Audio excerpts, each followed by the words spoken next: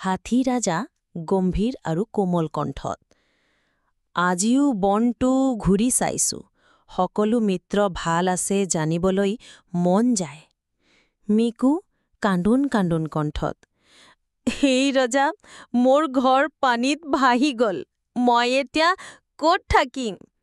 হাতী ৰাজা চকুত মায়া। অহ সৰু মিকু, তুমি চিন্তা নকৰিবা, তোমাৰ বাবে মই নতুন ঘৰ বনাম। হাতী ৰাজাই ডাল পাত আৰু মাটি যোগাৰ কৰি মিকুৰ বাবে এটা মজবুত সৰু ঘৰ বনালে। অহ কি সুন্দৰ ঘৰ! আপোনাৰ দৰে ডাঙৰজনে মোৰ কথা ভাবিলে, ধন্যবাদ ৰজা। হাতী ৰাজা হহি। ডাঙৰ হলে দায়িত্বও ডাঙৰ হয়, মই সদায় সকলোৰে সহায় কৰিম।